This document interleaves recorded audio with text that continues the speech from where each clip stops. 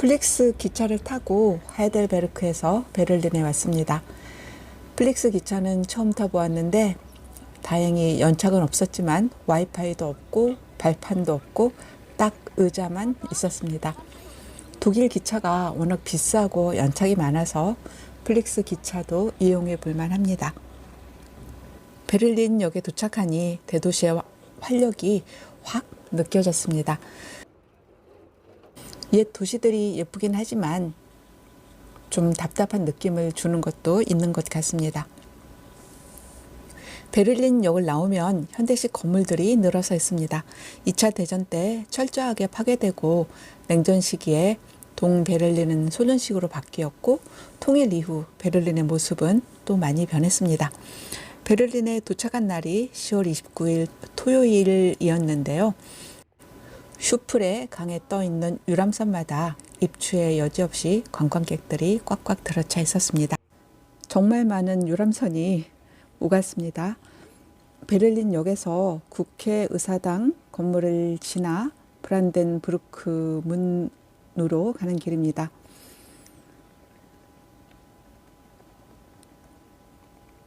이 왼쪽에 보이는 건물이 국회의사당이고요.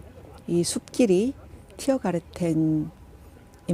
그리고 저기 보이는 문이 브란덴부르크 문이지요. 티어가르텐은 동물 정원이라는 뜻입니다. 왕가의 사냥터였던 곳으로 사슴과 야생 동물이 살았다고 해요. 베를린이 팽창하면서 숲이 줄어들고 프리드리히 대왕의 지시로 1742년에 시민공원으로 개방되었습니다. 브란덴부르크 문이 보이지요. 베를린뿐만 아니라 독일을 대표하는 랜드마크 중 하나입니다. 프로이센의 수도로서 베를린의 위상을 높이고 평화를 기원하기 위해 평화의 문으로 1791년에 세웠습니다. 아테네의 파르테논 신전 입구를 모방한 신고전주의 양식으로 지어졌습니다. 문 위에 전차 조각상이 있는데요. 나폴레옹이 독일을 점령하고 전리품으로 가져갔다 전세가 역전된 후 파리에서 전차 조각상을 되찾아온 후에 개선문의 역할을 했다고 합니다. 이 가운데 문은 과거에는 왕족만 드나들 수 있었다고 해요. 베를린은 프로이센 왕국의 수도이자 통일 후 독일 제국의 수도가 되었지요. 베를린을 오기까지는 베를린 필 공연을 본다는 기대 외에 사실 베를린 자체에 대한 기대는 별로 없었어요. 요즘 젊은 예술가들이 모여들어 세계에서 가장 힙한 도시라는 얘기를 듣기는 했지만 별 기대는 없었습니다. 그런데 베를린역에 도착하자마자 베를린의 매력에 푹 빠지게 되었어요. 베를린역의 현대식 건물들, 슈플강에 떠있는 유람선들, 그리고 이 브란덴부르크 문을 들어서자 여기가 정말 세계에서 가장 힙한 도시구나 라는 느낌이 확 밀려왔습니다.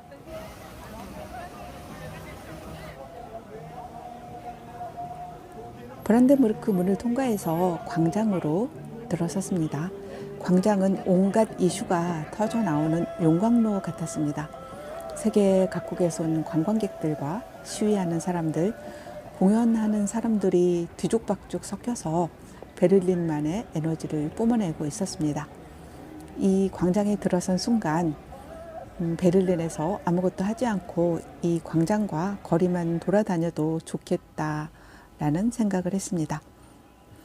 브란덴부르크 문 앞 광장을 파리저 플라츠라고 하는데 이곳에는 각국 대사관들이 자리하고 있습니다.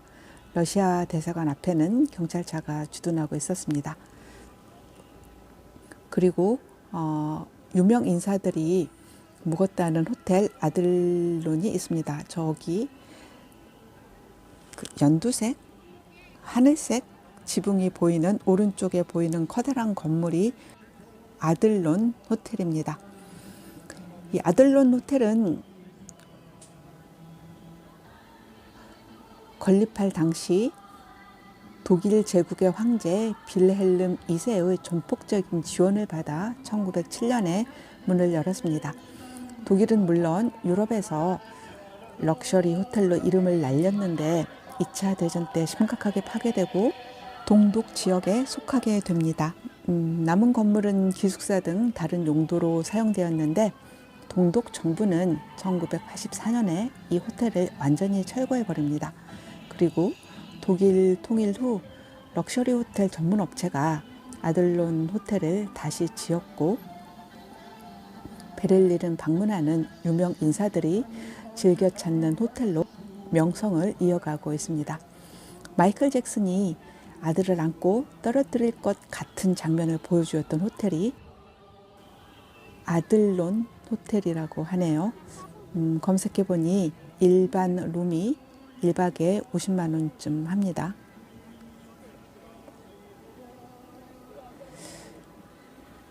요즘엔 베를린의 집값도 폭등하여 더 이상 가난한 예술가들이 머물 수 없는 곳이 되어서 베를린의 쿨함이 사라졌다고는 하는데 아직은 런던이나 파리에 비하면 양호한 편입니다. 베를린의 젊은 에너지가 계속되었으면 좋겠다라는 생각을 해봅니다. 베를린이 한국인에게 친숙한 여행지는 아니지요. 비행기 직항편이 없어서 오려면 환승을 해야 하고 2차 대전 때 잿더미가 되어서 파리나 런던 같은 대규모의 관광 자원이 있는 것도 아닙니다. 하지만 오히려 옛 도시의 명성에 기대지 않는 것이 베를린만의 활력과 에너지를 갖게 하는 요인인 것 같습니다. 외국인들이 서울에 와서 전통과 현대가 뒤섞인 것에 매력을 느끼듯 베를린에서도 근대와 현대가 뒤섞여 뿜어내는 매력을 느낄 수 있습니다. 브란덴부르크 문은 나치의 선전도구 역할을 하다 2차 대전 때 심각하게 파손되었지요. 동서분단 냉전 시기에는 분단의 상징이기도 했습니다. 독일 통일 이후에는 독일과 유럽의 단결과 통합을 기원하는 평화의 문으로 돌아왔다고 합니다. 베를린 필하모니 공연을 보고자 이 베를린 필하모니에 왔습니다.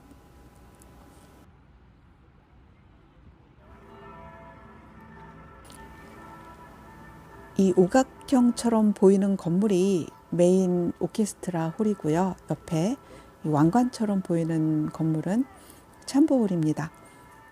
내부로 들어왔습니다. 1960년에 시공을 해서 63년에 완공을 했다고 하니 거의 60년 가까이 된 건물인데요. 지금 봐도 굉장히 현대적인 감각으로 지어졌다는 느낌을 받았습니다. 이날 공연은 모차르트의 곡들로 채워졌습니다. 공연 전에 관람객들에게 모차르트와 곡에 대해 설명하는 시간이 있었는데 독일어로만 진행했습니다. 현재 베를린 필 상임 지휘자는 카를 페트렌코인데 이날 주인은 막심 에밀리아니체프가 했고 소프라노 사빈 드비엘레가 협연했습니다. 일부 공연이 끝나고 쉬는 시간에 관람객들이 1층에서 음료와 다과를 즐기고 있는 모습입니다.